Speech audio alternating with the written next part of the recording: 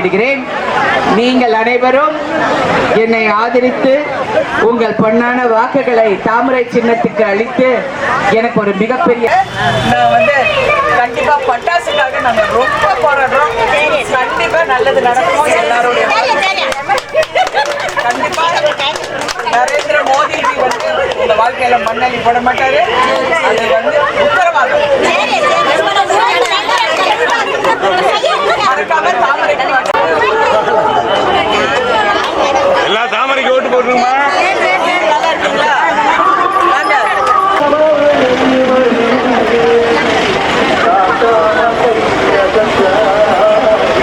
அப்படின்னா அது உங்களுக்கு இலவசமாக அது வருது. அந்த 3 ரூபாய், அது மீதி 29 ரூபாய். இது முதல் தேர்தல். நான் வேட்பாளராக போட்டியிடுகிறேன். நான் இந்த விருதுநகருக்கு, இந்த தொகுதிக்கு நிறைய முறை வந்திருக்கேன். எங்க சொந்தக்காரங்க வீடு, என் கணவரோட பல வருஷமா நான் இங்க வந்திருக்கேன், போயிருக்கேன். நிறைய அரசியல் பிரவேசம் இங்கிருந்து நாங்க செஞ்சிருக்கோம். எல்லாரும் ராதிகான்னு சொன்னா நம்பிக்கை, நேர்மை. இது நான் சம்பாதிச்ச மிகப்பெரிய சொத்து என்னுடைய தொழில்ல. அதே மாதிரி அரசியலும் எனக்கு வேணும் நேர்மை. என்ன நான் சொன்னது எல்லாம் புரிஞ்சதுங்களா? அந்த நேர்மை இருக்கணும், நியாயம் இருக்கணும், உண்மை இருக்கணும். அதனால நீங்க முதல்ல அதை நம்புங்க, என்ன நம்புங்க. என்ன ஒரு சகோதரியா நினைங்க, உங்க கூட பிறந்தவளா நினைங்க, ஏன் உங்க சித்தியாவே நினைச்சுக்கங்க.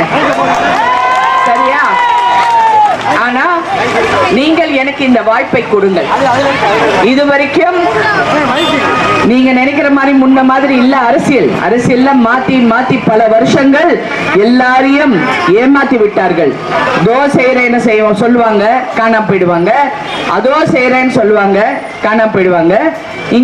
இங்க இருக்கிற குறைகளை நிறைவேற்றுவேன், அதை நான் உறுதியாக கூறுறேன். சும்மா சொன்னேன், வந்தேன், போனேன்னு நீங்க நினைக்காதீங்க. நான் கண்டிப்பாக செய்வேன். இது என்னுடைய சத்தியம். தரமான, ஊழல் இல்லாத, நியாயமான, மக்களுக்காக சேவை செய்யற ஒரு கட்சி என்றால் அது பாரதிய ஜனதா கட்சி மட்டும்தான்.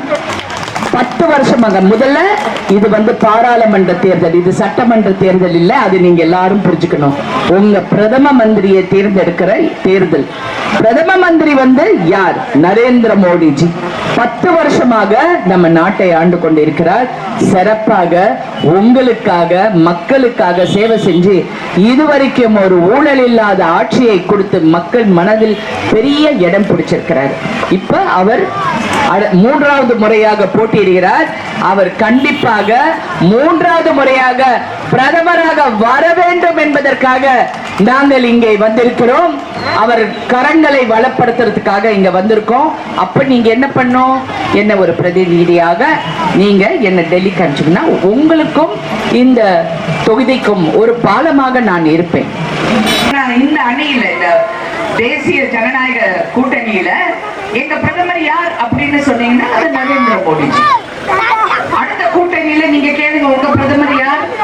அவங்களுக்கு தெரியாது. ஏன்னா இதுவரைக்கும் அந்த பிரதமர் யாருங்கிறது யாருக்கும் தெரியல. 3வது அணி இங்க போட்டியிடுகிறார்கள். அவங்க யார்கிட்ட போய் என்ன கேட்க போறாங்கன்னா அவங்களுக்கும் தெரியாது. ஆனால் எது நல்லது நடக்கணுமோ அந்த நடக்கிற இடத்துல நாங்கள் இருக்கிறோம். உங்களுக்கு நல்லது நடக்க எனக்கு இந்த முறை ஒரு வாய்ப்பை கொடுத்து தாமரை சின்னத்தில் வாக்களித்து ஒரு மிகப்பெரிய வெற்றியை நீங்கள் கொடுக்க வேண்டும் என்று 2 கரங்களை கூப்பி உங்களிடம் வணங்கி கேட்டுக்கொள்கிறேன். உங்கள் சின்னம் தாமரை. நன்றி. அதிகமாக பேச விரும்புகிறேன். இருந்தாலும் சில கருத்துக்களை சிந்தித்து பாலமாக சிந்தித்து பார்த்தீர்கள். ஒரு குறையும் சொல்ல முடியல. அவங்க கீழ்த்தரமான அரசியல் ஈடுபட்டிருக்கிறார்கள். நாங்கள் அதுபோல செயல்பாட்டில் ஈடுபடுவதில்லை. படித்து பண்புள்ளவர்கள் அனைவரும். கீழ்த்தரமான அரசியல் சொன்னா பாரத பிரதமர் அந்த இருக்கைக்கு ஒரு மரியாதை. இப்ப அன்பு சகோதரர் காவல்துறையெல்லாம் நிற்கிறான்.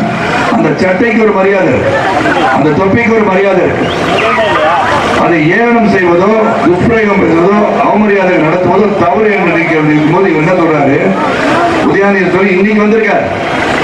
அப்பா முதலமைச்சர், நீங்க அமைச்சர் ஆகிட்டீங்க. அவர் சொல்றார் மோடிஜி 29 பைசா நீங்க கூப்பிடுவார். அப்ப உங்களுக்கு என்ன 30,000 கோடி கூப்பிடுறாங்க. எதற்காக சொல்றேன்? கீழ்த்தரமான அரசியல்.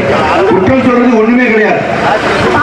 இந்த கச்சத்தீவை தாரவாதார்கள் என்று சொல்லி 1974 அன்று இந்திரா காந்தி அம்மையார் கொடுத்த கருணாநிதி அவர்கள் இந்த சட்டமன்றத்தில் உரைத்திருக்கின்றேன். 1950 பெரும்பான்மையிடம் மேற்கு வங்காளத்தில் இருந்துச்சு, அது கிழக்கு வங்காளம், அதாவது பாகிஸ்தான், ஈஸ்ட் பாகிஸ்தான் கொடுத்து நான் முடிவெடுக்கும் போது அன்றைய அரசு ராய் என்ற முதலமைச்சர், அவரும் காங்கிரஸ் ஆட்சி, மத்தியில் காங்கிரஸ் ஆட்சி எதிர்க்கிறார். எப்படி கொடுக்க முடியும்?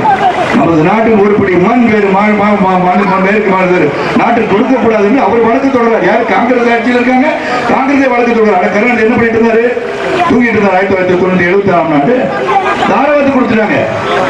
எதையும் ஒரு மண்ணை கொடுக்க வேண்டும் சொன்னால், வேறு நாட்டில் கொடுக்க வேண்டும் சொன்னால், it has to be ratified in both houses of parliament என்று சொல்றார். இரண்டு பாராளுமன்ற, ராஜ்யசபாவிலும் மேல் சபையிலும் கீழ் சபையிலும் அங்க வந்து அவங்க போயிட்டு அந்த உத்தரவாதம் வாங்கி உரிமை வாங்கிய பிறகுதான் கொடுக்க முடியும். ஆனால் அப்படி செய்யல. ஏன்னா அவங்களுக்குள்ள உள்குத்தது ஏதோ பேசிக்கிட்டு அவங்களே பண்ணிக்கிட்டாங்க, கொடுத்துட்டாங்க. இப்ப அவர் கேட்கிறாங்க, இப்ப என்ன கச்சத்தீவை பத்தி பேசுறாங்க? இந்த 10 ஆண்டு காலம் என்ன செய்து கொண்டிருக்கிறாங்க பாரதிய ஜனதா கட்சி ஆட்சி? நீங்க என்ன பண்ணிட்டு இருந்தீங்க? கேட்டீங்களா? உடனே வாங்கி கொடுங்க. இப்ப கேட்டீங்களா? உங்களுக்கு அரசியல் பண்ணணும். இந்த மீனவர்கள் வந்து 1000 கைதியாக ஆக்கி வந்த மீனவர்களை கூட விடுவித்து வந்தார் மோடியின் ஆட்சி. உங்களுக்கு கச்சத்தீவை பத்தி பேசுறதுக்கு அருகதே கிடையாது. உங்களுக்கு சிந்திச்சு பார்க்கணும். இன்னைக்கு மீனவர்கள் பாதிக்கப்படுகிறது காரணம் திராவிட முன்னேற்ற கழக ஆட்சி தான் என்பதை உறுதியாக சொல்ல முடியும். இவ்வளவுதான் பேசுறேன், அவ்வளவுதான் எல்லாரும் பேசிக்கிட்டு தான் இருக்காங்க. நான் வந்து பல இடங்களில் சொல்வது போல, ரஷ்யா யுக்ரைன் போரை நிறுத்துவதற்கு தகுதியான ஒரு தலைவர் இருக்கிறார் என்று சொன்னால் உலகத்திலே இது மோடிஜி அவர்கள் தான். அதே போல கச்சத்தீவை மீட்டெடுக்க வேண்டும் என்று சொன்னால் அது மோடிஜி அவர்களால் மட்டும்தான் முடியும் என்பதை உங்களுக்கு சொல்லி, நல்ல ஆட்சி நடக்குது. நம்ம வருங்காலம் நல்லா இருக்கணும், சிறப்பா இருக்கணும். நம்ம இளைஞர், இளைய சமுதாயம் நாளை பேரம்பேத்தி